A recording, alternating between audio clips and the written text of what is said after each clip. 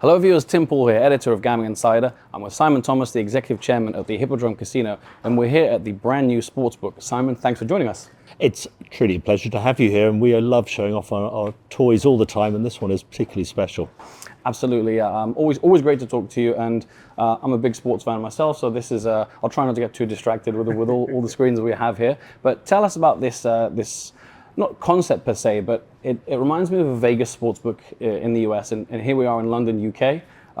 Is it bringing that kind of US feel, sportsbook style, to central London? Well, absolutely. There are some good sports bars in London, but there are no sports books, and casinos up to this point really haven't been allowed to offer betting in a meaningful way. Obviously, we've had the recent deregulation. We're allowed more slots and we're allowed a sports betting license, and that is giving the whole industry the impetus and desire to invest, to drive forward. And obviously, this being the Hippodrome, we take it to the ultimate, and we've developed Paddy's Sportsbook. It is pretty cool, I have to say. I'm still getting used to it myself. I walk in here and it's just lovely. There's something about it that's special and wonderful. And when you've got 30 screens, you've got a 10-meter screen for the main game, screens all over the place. You can put bets on the actual games you're watching. There's 140 seats, booths, seats, tables, big double-sided bar, slot machines, 3 video poker machines, probably the first ones in the UK, 4 gaming tables, a fantastic diner. It's like sports fans' heaven. And for us, it's another brilliant attraction into the Hippodrome. It complements everything else we're doing. We've obviously got our 10 bars, we've got 2 brilliant restaurants, Magic Mike Live, poker, all the gambling, roof terraces, secret bars and it just adds another level of attraction into this building. So we're so excited about it. And partnering with Paddy has been a joy as well. They're very similar ethos to us. They're a little bit naughty, a bit of mischief. And when you see some of the design in this room, it's fun. And that's what we sell, it's fun. And it just is takes it up another level. Yeah, sports fan heaven, I think that's a nice way to describe it. Certainly would attract a sports fan like myself. I was going to ask about the Paddy Power partnership. I imagine they may, well, we can't predict, but they'll probably have some interesting kind of marketing ideas to get the word out, perhaps. Oh, certainly, and they've got amazing connections. And we're already planning not just to show an event, but actually to get some of their sports stars here for Q&As, for appearances. And that obviously, from a sports fan's point of view, is another great attraction. And they've got such great contacts. You mentioned the slots and sort of deregulation. We'll definitely talk about that in a couple of questions' time. But I wanted to ask generally the kind of London entertainment and casino landscape. There's been a few investments kind of with other properties as well. And I wanted to ask, is that a good sign for the health of the land-based gaming landscape? And when it comes to others investing, and the Hippodrome is constantly investing, as we know, and reinventing, is that a good sign for the industry, especially in light of, as you say, kind of some of the aspects of deregulation too? Yes to all the above. It's a tough market out there. The consumer spend is being squeezed by the government's sort of tax take. We've been hammered with NIC and minimum wage increases. But the deregulation we've had has given the industry confidence to invest, to drive forward. And we love it because competition's fantastic. It pushes everybody. It makes everyone up their game. We've been a bit disappointed, to be honest, in the lack of competition in London. And so we welcome it. And from the Hippodrome's point of view, we lead from the front. This is another step forward, and we love people trying to push us to keep us where we are. Beyond the obvious of opening this and the increased number of slot machines, which is something we've talked about in the past before it came in, how else has the Gambling Act review and the positive developments impacted the Hippodrome and what you're able to do? Well, they are the 2 main things, sportsbook and slots. From our point of view, I get 2 complaints in this building. The doormen, they're rude and tough and hard. They keep drunk people out, which is brilliant. They do their job really well. And the other complaint I get is not enough slot machines. I have some of my social media, it's actually quite hostile. Call yourself a casino. Why don't you put more slot machines in? Get Americans coming and going, where are your slots? Oh, that's them there. But they're all full. You must be able more slots. So going from 20 to 80, it's not massive in the international terms and comparisons, but for us it's 4 times as many machines, and it's extremely early days. We've put in already another nearly 40, and we're brilliant furniture movers here. We'll be moving, tweaking, fine-tuning for the next 6-8 months. And we've also taken over the cafe on the front, which was Crepe Fair, and we are currently refurbishing it. It'll open very, very soon as a dedicated slots lounge with direct access straight off the main high street. So I think that will be another little advantage for the Hippodrome.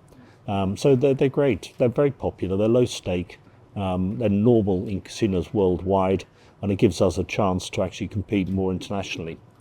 Yeah, I know that's something Michael Silberling at Metropolitan Gaming, he's spoken to us before, and he came from Vegas, obviously, and in the US you have properties with 4,000 slot machines, and he was flabbergasted by the fact that it was 20 in London, in the UK. Yeah, but it's our law, and we've got to make the most of it.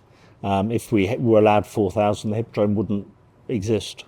So we've developed using the British laws, and we've developed something which is evidently attractive when we've got 35,000 customers coming every week, and business is strong. In terms of the regulatory landscape and all the work that's been done to get these developments and hopefully more in the future, it didn't just happen overnight, as we all know, but you were also involved in kind of the efforts of speaking to members of the government and things like that. Can you tell us a little bit about your role and what that involved? To call it a bit of a slog, I think is perhaps an understatement. It's taken 10 years. The 2005 Gambling Act was supposed to have these large and small casinos, the 80, 150 slot casinos, and 3 years after their introduction, there was supposed to be a review. So that should have been 2013. And a review to see if all the other casinos should be able to go up to 80 machines. The review never happened. So we have been pushing for that review. We've been pushing for really a harmonisation of the casino levels since then. Clearly there's been quite some hostile anti-gambling pressure.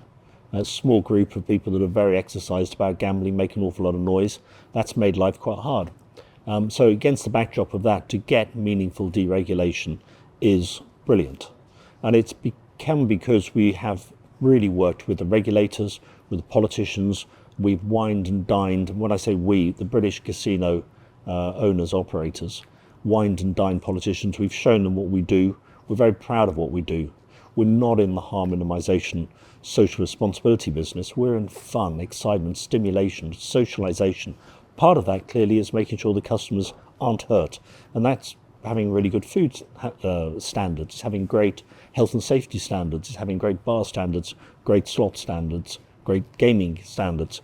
And so we've actually shown them that giving us the deregulation will be better for everybody, all the people that actually really enjoy gambling, and the people who have problems with gambling, we deal with them professionally. A final question from me, looking ahead, because the Hippodrome never stands still. I mean, the industry is quite dynamic in general, but every time I'm here, there's something new, and this is a very cool example, as we've already discussed. But what's in the pipeline? Obviously, we're coming towards the end of 2025, but I'm sure you. Well, I don't even need to necessarily ask you if you do. I'm sure there's something new coming in the next couple of years for you guys. Of course, this is the Hippodrome. It's never stood still, even before my tenure here. It started life as a circus, then a music hall, then Talk of the Town, Stringfellows nightclub. And in the 13 years we've been in charge here, it has changed immeasurably, and it will continue to change. Clearly, Sportsbook is this month's big development.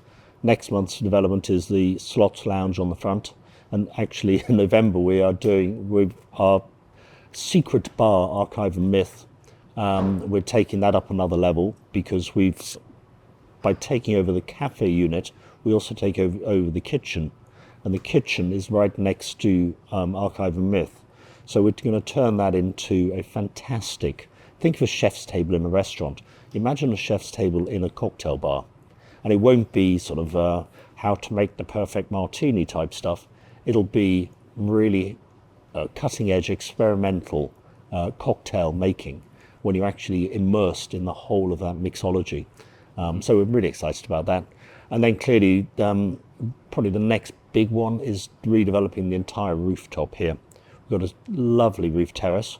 It's just overrun with people. It's too popular. And we've got planning permission. We're still working on building control to triple the size of it on the roof. Probably put some gaming and another restaurant up there. So there's always stuff happening, and I get bored very quickly. And we have been voted the best casino in Europe and the UK many times over the last few years, and I'm sure as hell going to keep working to keep us there. Definitely. Well, those sound very exciting, especially the rooftop development, because I remember a couple of years ago we did an interview up there, and I know you had plans for it, and hopefully now, as you say, that they're going to come to fruition. Yeah. No, it's getting there. Building control's a bit tough, but we have a mantra here: find a way or make a way. So we'll find a way or make a way to make it happen. And there'll be other stuff happening here. We don't. If we have something that's good and we can make it better, we will change it. And if it's better and we can make it best, we'll change it. And I think it's what drives us on. It also, from the customer's point of view, clearly every time they come here, there's something special, something different, something fun. So it's a voyage of discovery. But also importantly for the staff, they actually like the fact they can see you reinvesting all the time, and they like the excitement themselves. The staff were gagging to get in here to come and have the burgers, because they get a nice discount on the food. And it all adds up to the sort of the energy and momentum of the Hippodrome, and we'll keep it going. Well, all sounds very positive, and best of luck with the changes that are going to be exciting, but I know they're going to take a lot of work and a lot of energy from you as well. So best of luck with everything, and thank you for your time, as always. Pleasure, Tim. It's always a joy to have you here.